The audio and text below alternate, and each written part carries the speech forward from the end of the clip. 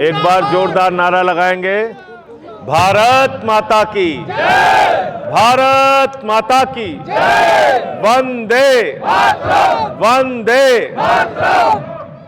मंच पे आसीन इस क्षेत्र के प्रभारी, दिल्ली के 4 बार के विधायक भाई विशेष रवि जी, उत्तर प्रदेश के सह प्रभारी और 3 बार के विधायक भाई अनिल झा जी, हमारी प्रांत की ब्रज प्रांत के अध्यक्ष डॉक्टर हृदय चौधरी जी, हमारे जिला अध्यक्ष भगत सिंह जी, बरसाना के चेयरमैन पदम सिंह फौजी साहब, अजय गौतम जी पूर्व हमारे जिला अध्यक्ष, रवि जी हमारे पूर्व जिला अध्यक्ष, अश्विनी जी यहाँ के ज़िले के प्रभारी, हमारे आगरा के जो महानगर के हमारे अध्यक्ष हैं दिलीप बंसल जी, और हमारे जो आगरा जनपद के पूरे ज़िले के जो अध्यक्ष हैं सिद्धार्थ चतुर्वेदी जी, इन सब का बहुत बहुत आभार।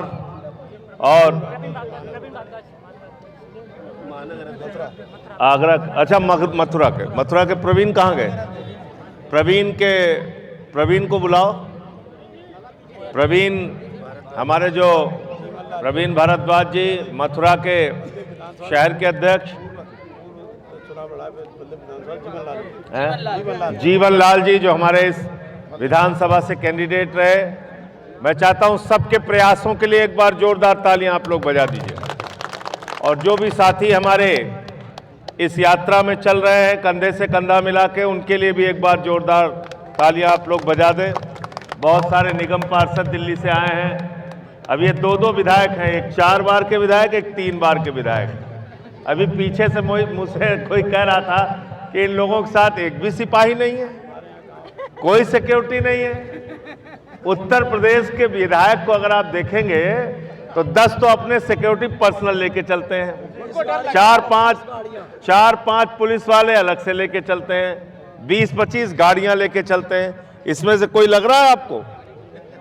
यही है आम आदमी पार्टी। हम लोग ऐसी ही राजनीति करने के लिए आए हैं। और एक बात आपसे कहना चाहते हैं, आपको तय करना है आपके बच्चों का भविष्य क्या होगा, आपको तय करना है उत्तर प्रदेश का भविष्य क्या होगा, आपको तय करना है माताओं बहनों का भविष्य क्या होगा, नौजवानों का भविष्य क्या होगा, किसानों का भविष्य क्या होगा। मैं यहां पर लोगों से बातचीत कर रहा था, लोगों ने मुझे बताया, भैया हमारे क्षेत्र के नौजवान सुबह 4 बजे उठ जाते थे, कसरत करते थे, मेहनत करते थे, दौड़ लगाते थे। उनकी मां दूध पिला के उनको तैयार करती थी, हमारा बेटा फौज में जाएगा, भारत माता की रक्षा करेगा, भारत माता के लिए अपने प्राणों की आहुति देगा। लेकिन यह सरकार, इसने भारत माता की सीमा के साथ, देश के साथ गद्दारी करने का काम किया है। अग्निवीर योजना लाके मैं आपसे कहना चाहता हूं, तुम्हारे पास अडानी के लिए पैसा है, अंबानी के लिए पैसा है, बड़े बड़े पूंजीपतियों के लिए पैसा है, लेकिन हमारा जो जवान भारत की सीमा की रक्षा करता है उसके लिए पैसा नहीं है। बड़े शर्म की बात है, ऐसे सरकार को सत्ता में रहने का अधिकार। अभी सीएपीएफ का बिल आया जिसमें बीएसएफ के जवानों का भविष्य, सीआरपीएफ के जवान, आईटीबीपी के जवान, एसएसबी के जवान, सीआईएसएफ के जवानों की जिंदगी, उनके अधिकारियों की जिंदगी, उनके जीवन के भविष्य का फैसला होना था। उनके साथ भी गद्दारी करने का काम सरकार ने किया। भाई तुम्हारे पास सबके लिए पैसा है, हमारे जवानों के लिए पैसा नहीं है। आपको जानकर शर्म आएगी, सीआरपीएफ के जो 40 जवान पुलवामा में शहीद हुए, मैंने पता किया, उनके नाम पर मोदी ने पूरे देश में घूम घूम के वोट मांगा, लेकिन आज तक सीआरपीएफ के 40 जवानों को शहीद का दर्जा नहीं दिया गया, शहीद का दर्जा नहीं दिया गया। शर्म आती है, ऐसी सरकार देश के अंदर चल रही है।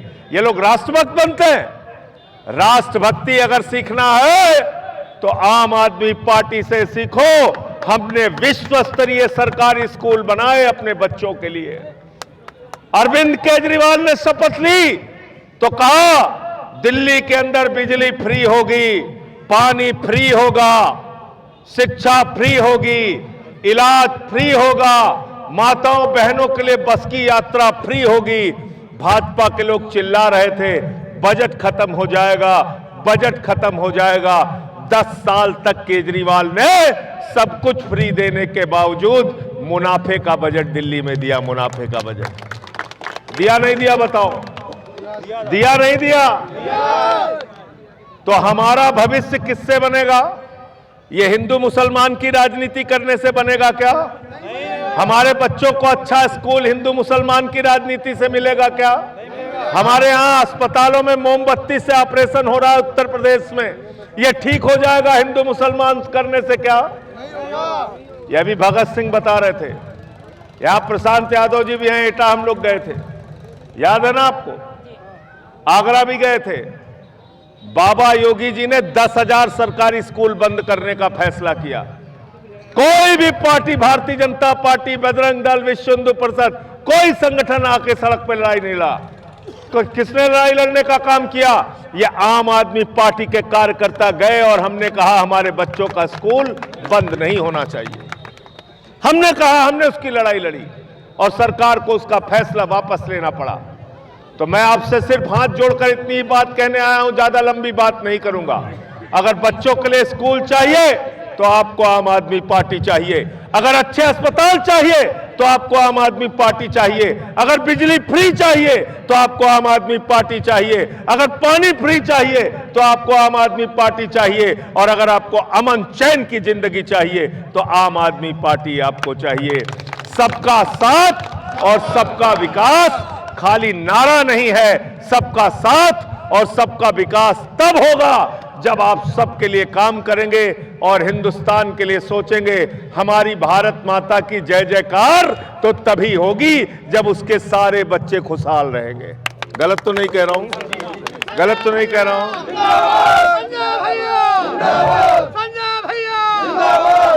और ये जाति धर्म के राजनीति करने से कोई फायदा नहीं हमारा।